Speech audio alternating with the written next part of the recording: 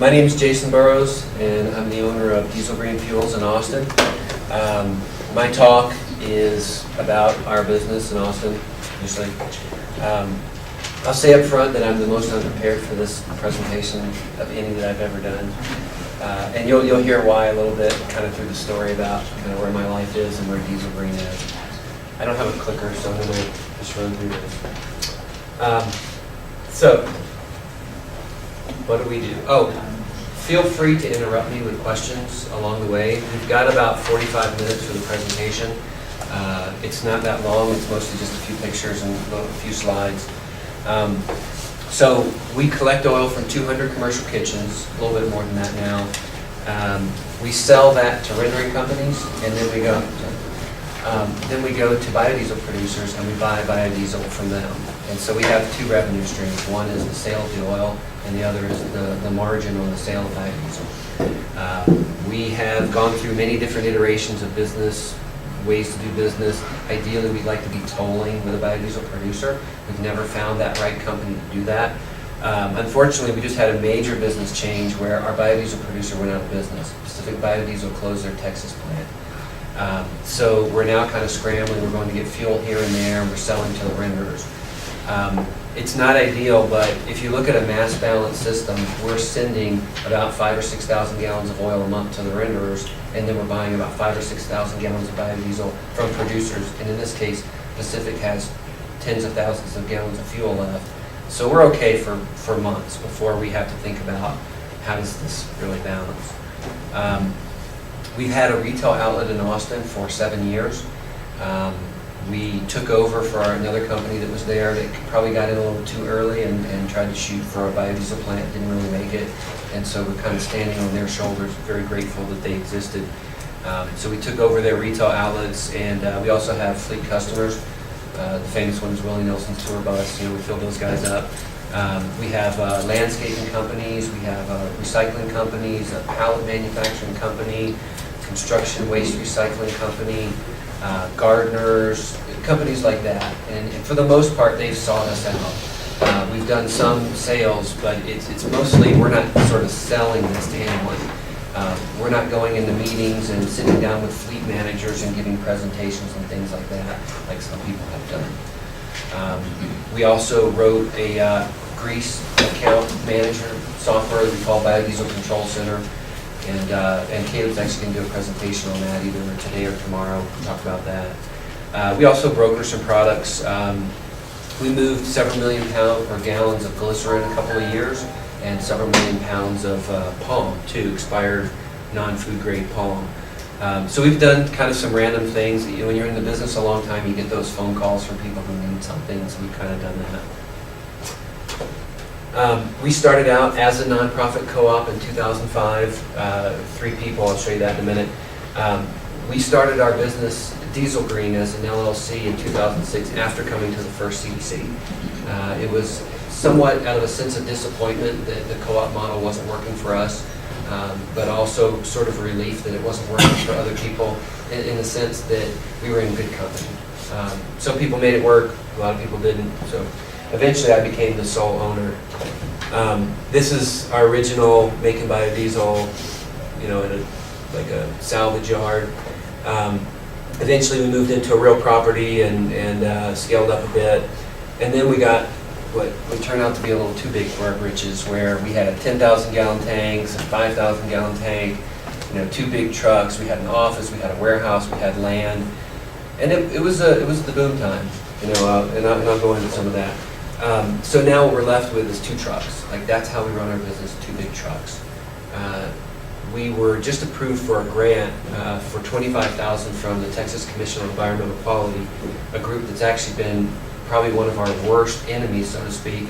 You guys may have heard that there was a ban on biodiesel in 2008. I mean, they literally said you could not sell biodiesel in Texas in the 110 counties that are most populated.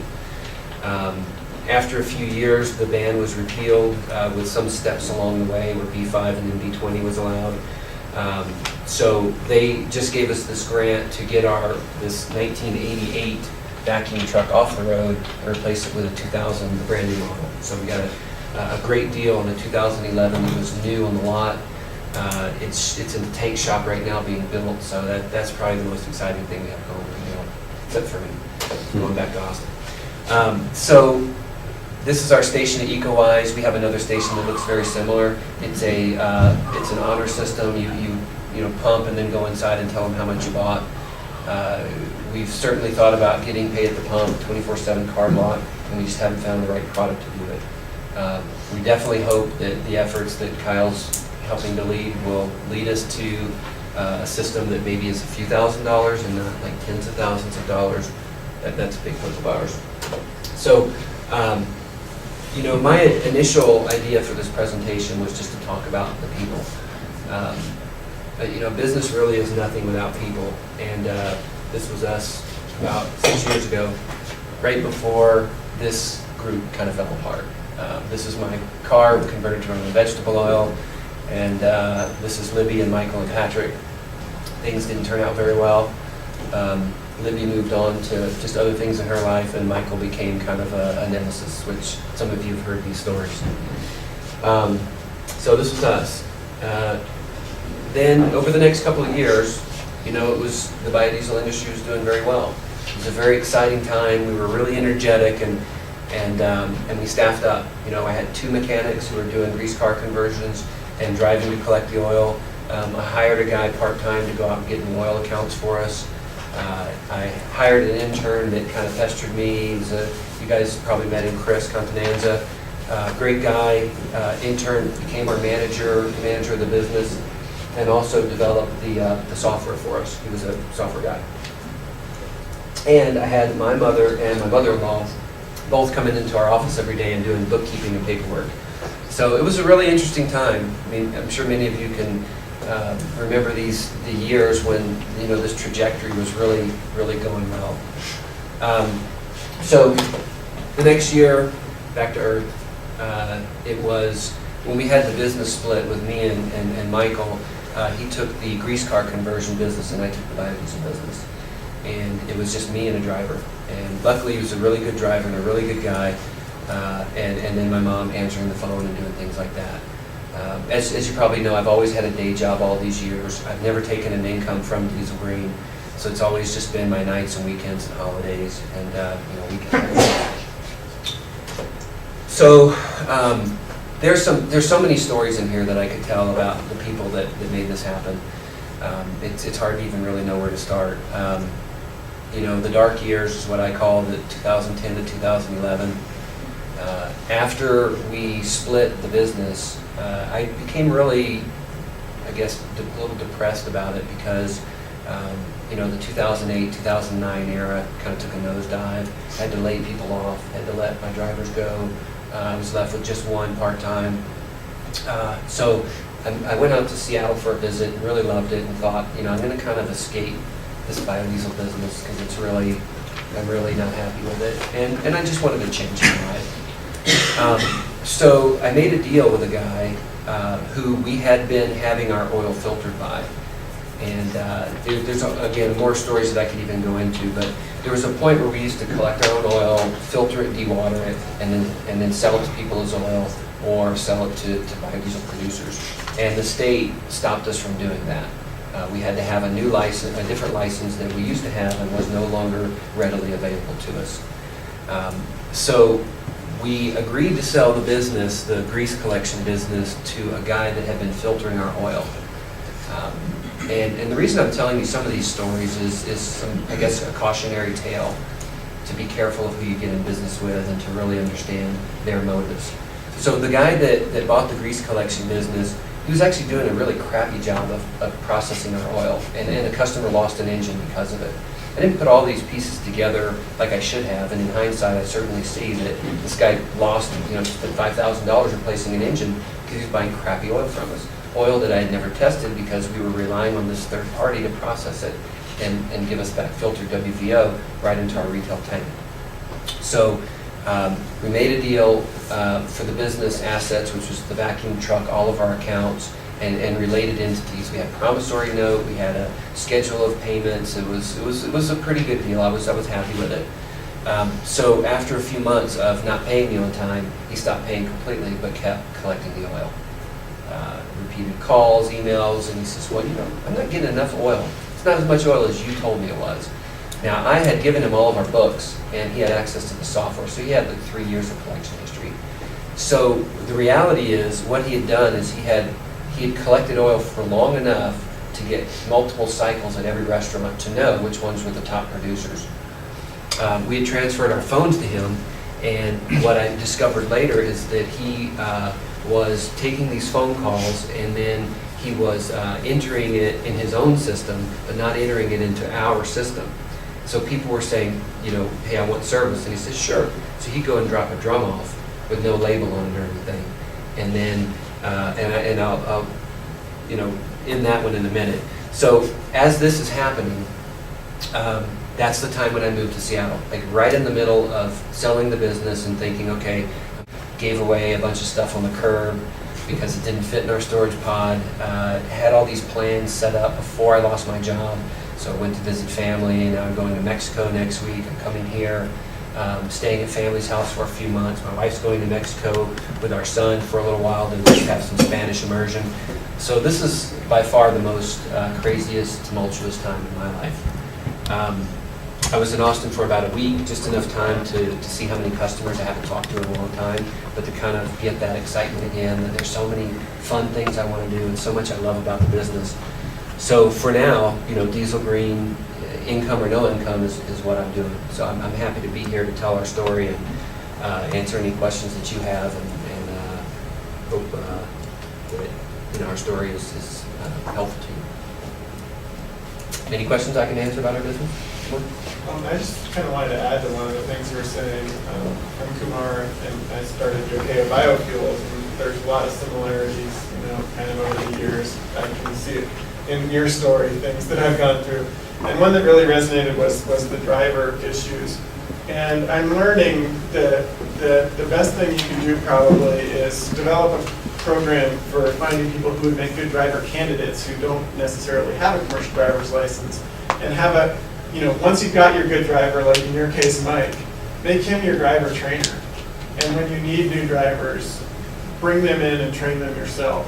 We recently did that for the first time. We actually brought someone in and trained him and made him a driver. And luckily, we're able to pay a little higher, so we've conceivably gotten some better candidates than you. But the revolving door of drivers is a real thing. We're in California, and there's a lot of people who have had substance abuse problems.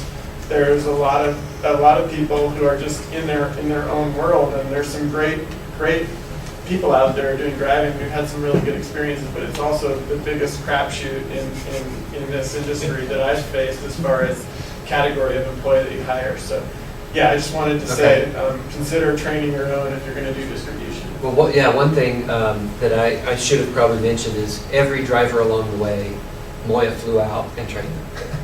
So I had a great backup with Moya, but, every one of them, except for the guy who flooded the system, as you can imagine. She flew out, did a training thing, and that was incredibly helpful. Moya is always great in a crisis. If you ever need somebody in a pinch, she's the one to call, and it was very valuable. But you're right, having a driver trainer to show someone the ropes and to explain that this isn't really a driver job. Well, if you look at the hours that you're collecting oil, I wonder how many, I bet it's about half and half in the truck and out of the truck. And just to clarify, I'm talking about people who don't even have a commercial driver's license and getting them to where they get the license. I think you can avoid some of those problems that kind of come with a lot of especially drivers, for lack of a better word. Especially if you're at our scale. Our trucks are 33,000 GVW, so it is a commercial driver's license, but it's not Class A, and there's no hazmat. And so you can hire people, like you said, that just have a clean driving record and can be trained from the ground up. Having a real 18-wheeler driving experience, in fact, is not always desirable because they think they're going to get in a truck, drive somewhere, somebody else is going to unload it for them, and they're going to get to the next stop. Yeah. And I've had some drivers, a couple of those guys were very disappointed. They're like, I'm not cleaning tanks. What do you want me to say to them when I go in? What do I say to these restaurants? So, yeah, it's a good point. We've got about 15 minutes. We have plenty of time for just talk, questions, whatever it is. I'm next door to you in Louisiana, Okay. and I've got a little recycling company, really small, itty bitty. And but what I'm working on is putting together some of the old supercritical fluid biodiesel reaction chemistry into a pilot plant. So I've acquired assets of a bankrupt company, and I'm A lot of putting, those out there. yeah, so Sorry, I'm putting go ahead. that together for about 1 million to 2 million gallon per year facility. Okay. So they want to be. Yeah, what part of Louisiana? I sleep in New Orleans, but operate as far as Lafayette. Okay. I got a question. Do you have any experience with supercritical fluids? Yes, I've ran supercritical fluid water reaction before. That's no simple task.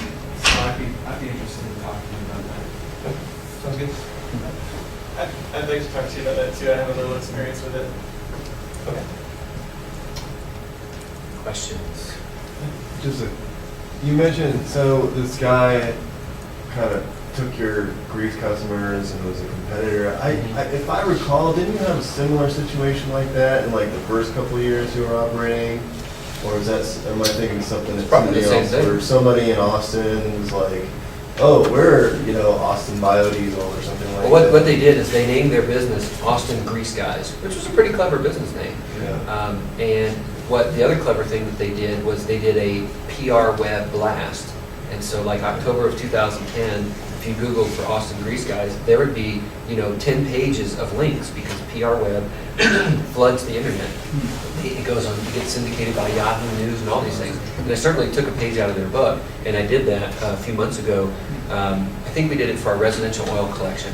Put together a press release, and and it was cool. I mean, we got some publicity for that. We got a quote from the city sustainability officer. But it may be those same people. So, but is this happened? I guess what I'm asking is, have you had more than one company or business try to do this to you since you've been in operation, or am I just thinking of the same story? It may be the same story. Now, we have had one other guy competing. I mean, competition is competition. There's fair competition, and then there's shady stuff. So we do have this other guy that's a Filta franchisor in Texas. And he kind of cozied up to us, called, met up with Caleb, asked a bunch of questions.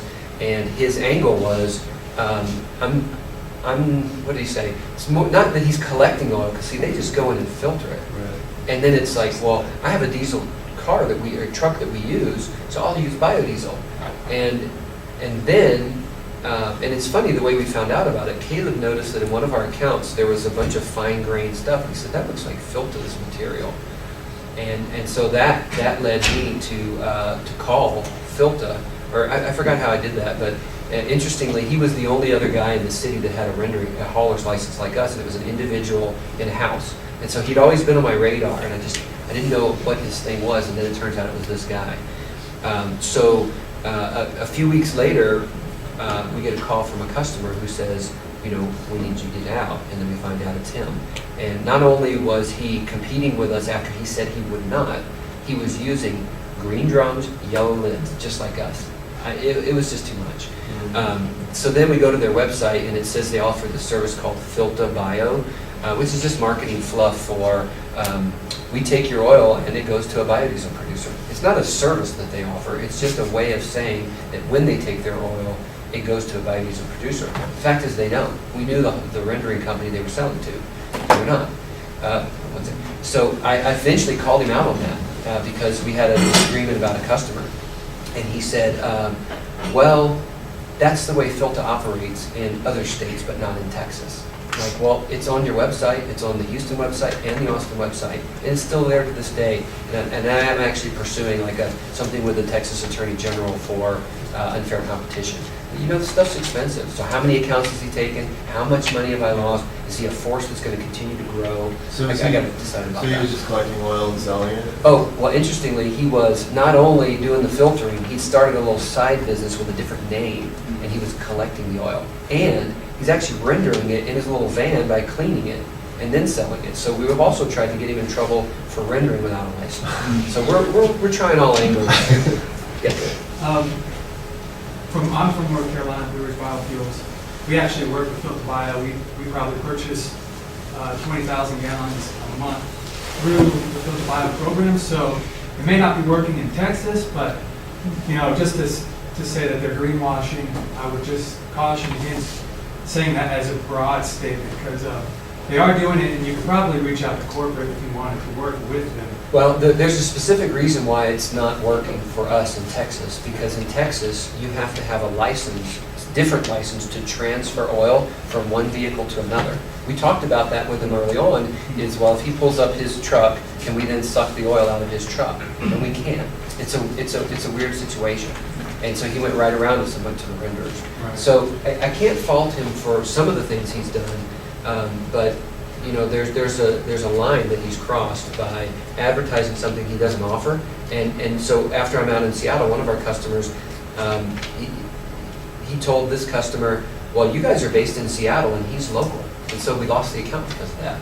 And so I had to explain to this guy, our company's based in Austin. Every dollar that we collect goes to Austin. I don't even take a salary. I'm the owner and all that kind of stuff. But it was too late. The damage was done.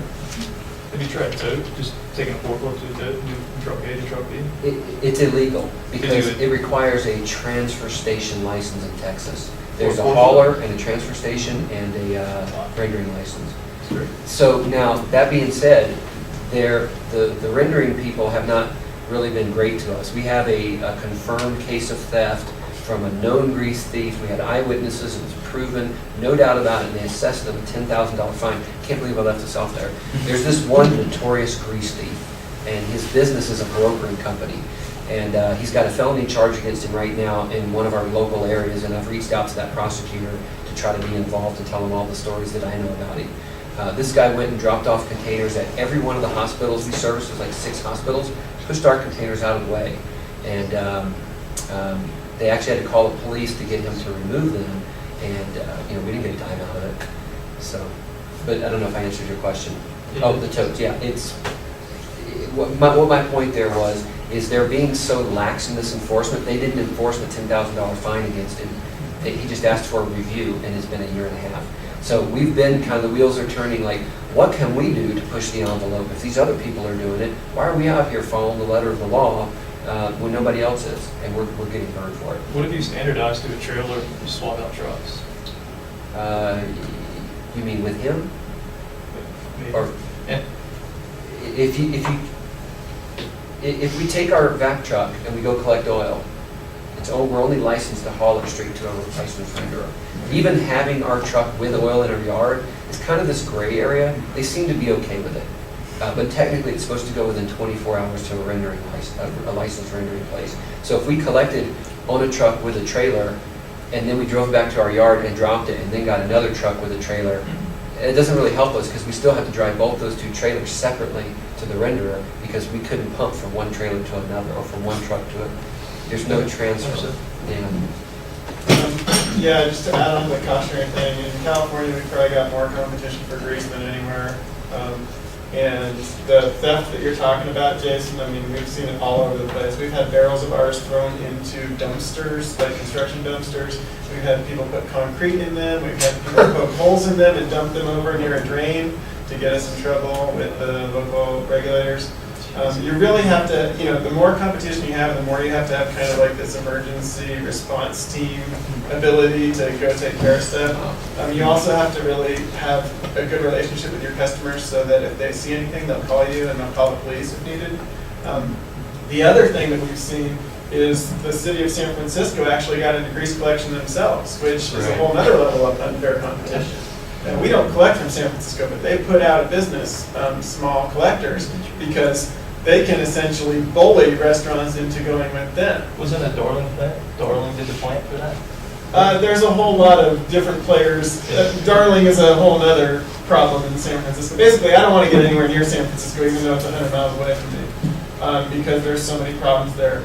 But the city of San Francisco said they were going to collect grease to get grease out of the sewers, and in essence, they started making a profit on going around and taking grease accounts from small collectors. So there's all kinds of danger things that you have to worry about. And I would caution people in big cities especially to watch out for cities getting involved in grease collection. Our city has talked about it. They're talking about, there's this downtown business corridor, and I just had a meeting with them the other day where it was a bunch of haulers, which is kind of weird. First time I've been in a room with like 10 other haulers, and in my area. And they've considered actually having a single hauler for the entire downtown business corridor. They've also considered doing it themselves. I think they're leaning against all those things. Now they want to do things like you have to pick it up within a certain 4-hour window. Anyway, yeah.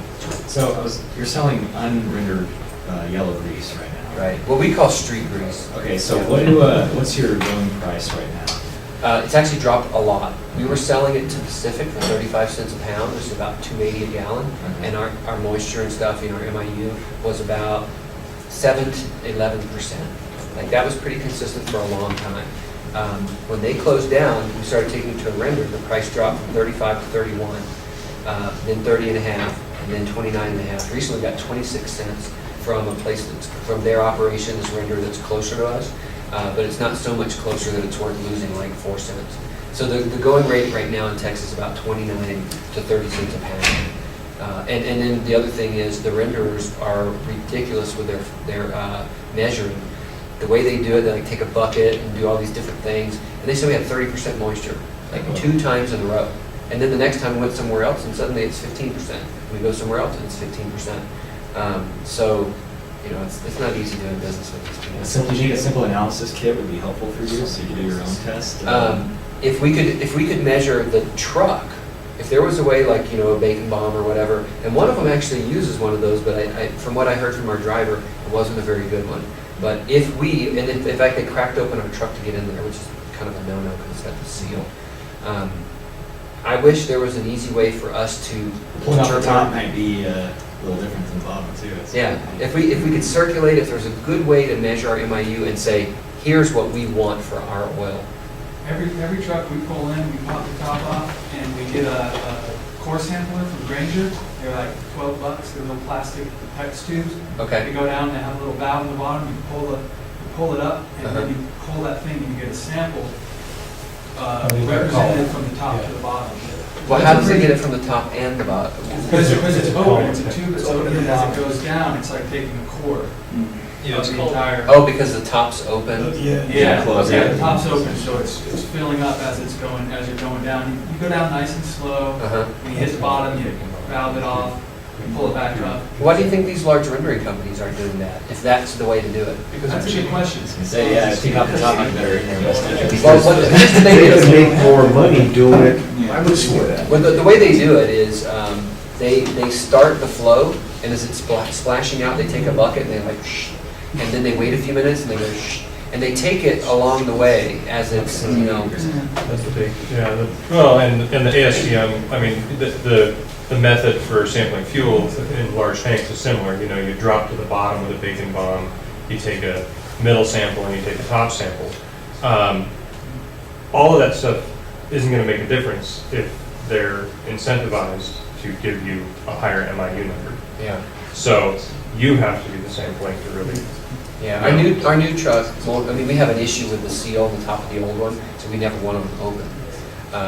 But with the new truck, yeah, we may try that. Let's remember that one, Kate. I like that idea. Just a separate port to drop in this little device rather than use your main entrance. If there is one, but the tank's made by a manufacturer and all that stuff.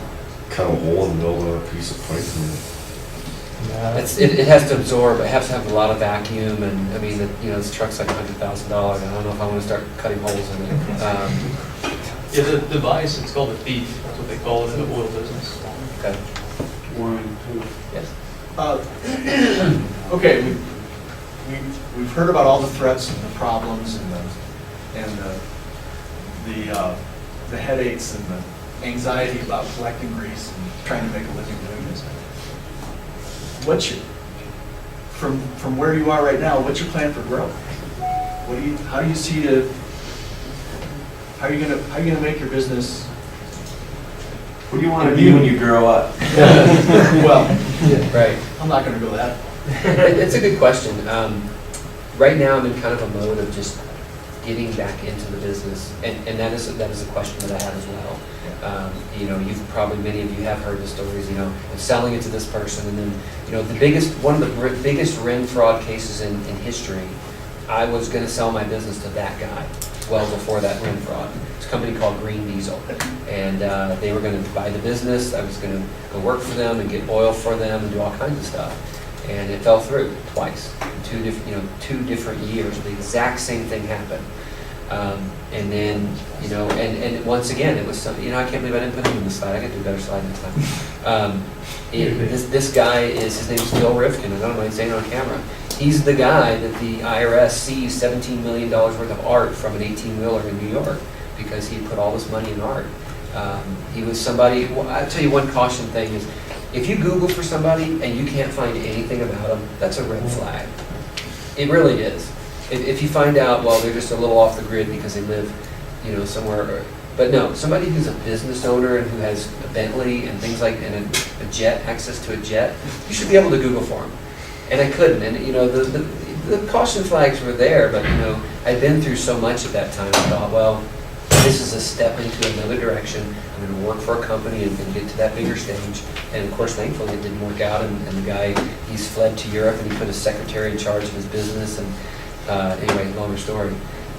So the answer to your question is, investing in this big back truck is motivation for me to, I could collect oil with a 500 or 1,000 gallon trailer at the volumes we're at today, 5,000 to 6,000 gallons a month. But we are scaled, we are ready for that future.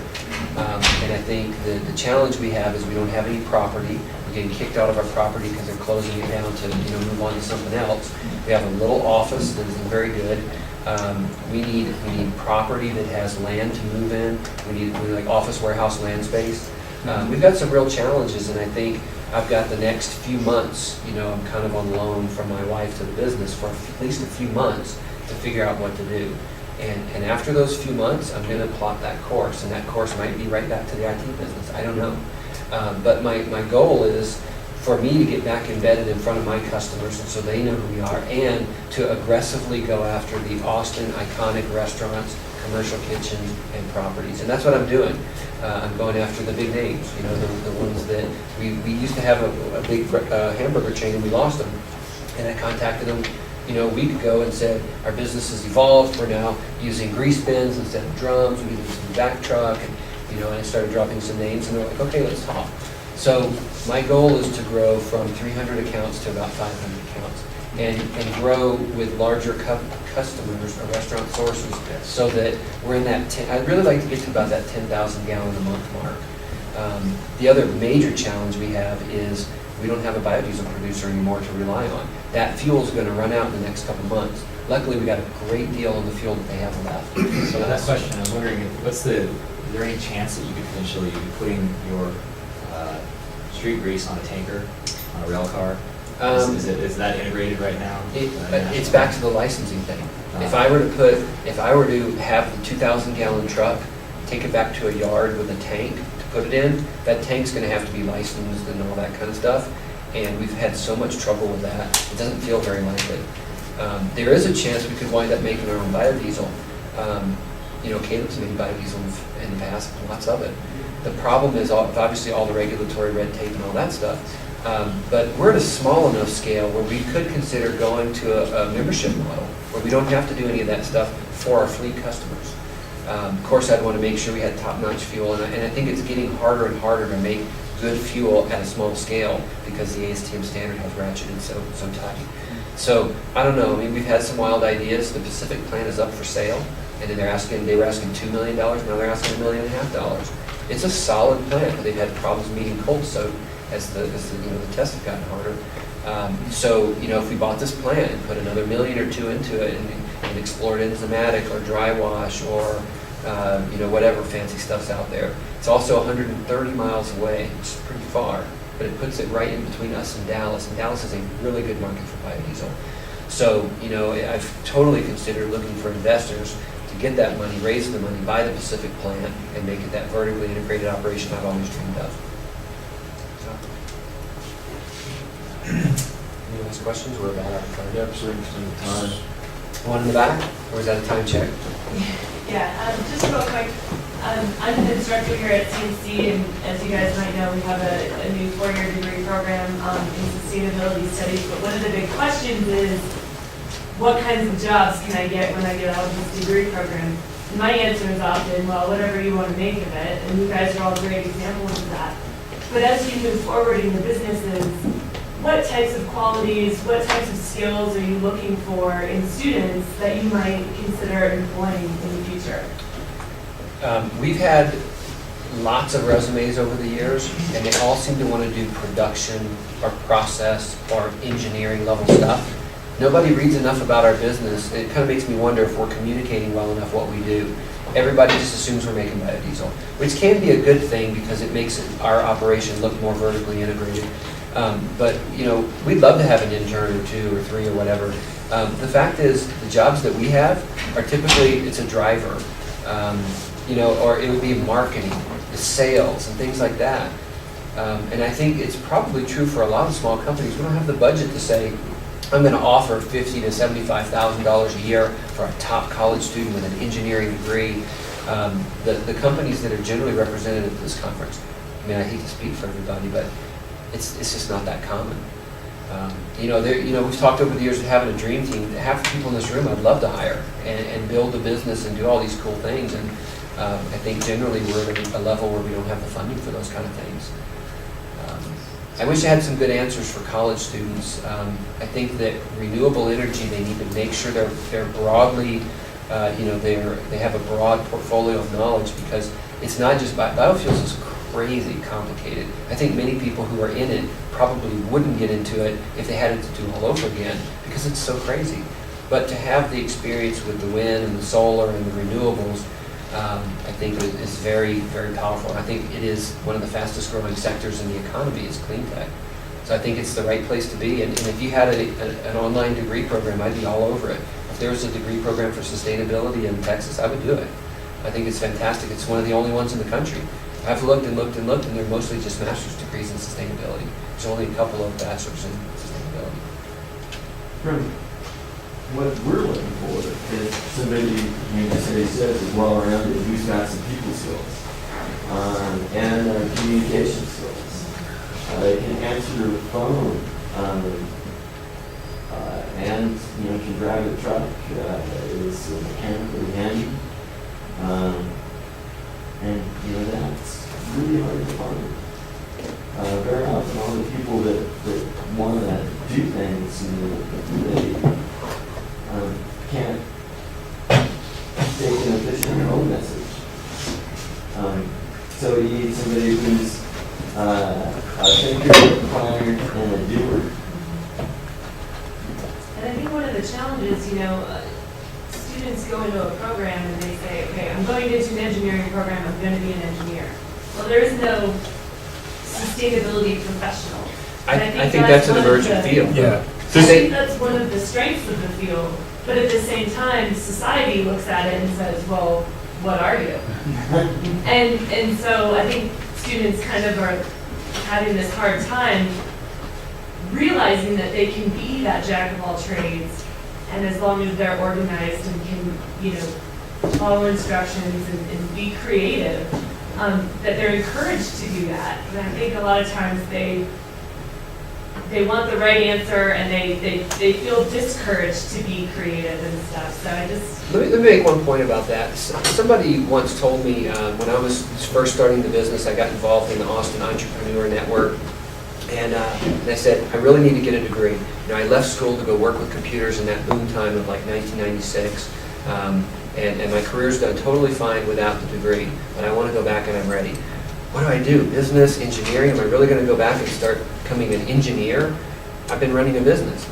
And you know, what the entrepreneur guy said to me there in Austin was, if you can run a business, do that, because not everybody can do that. Almost anybody can go and put the time in and be a solid engineer. There are a lot more people that can do that. So I think you have to find out what you can do, what you're capable of, and then aim for that. And you know, it would be really hard for me to go back and be like a line engineer. Very hard. So that's one of the things I struggle with in my day job when I've been in the IT world. You know, I've talked to customers about spending $1 million on storage or whatever, which is kind of cool, and talk to C-level people.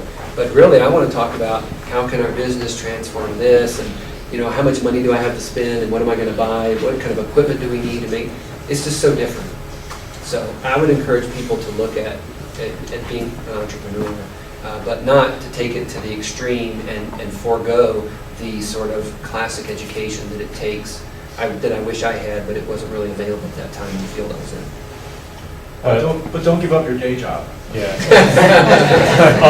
I'd love to chat with you more about it. I'm an MBA from Bainbridge Graduate Institute, which is a sustainable business MBA, and everybody freaks out about that because, wait a minute, does that mean you're not a good MBA because you're actually sustainable? So there's this picture in the field of folks that aren't necessarily cutthroat enough to go do that MBA type of job too. It's very interesting. Yeah, sustainable energy needs a sustainable business plan, and people forget that. Yeah. Right on, guys. We could probably Thanks. chat for a while, but Jason. Thank you.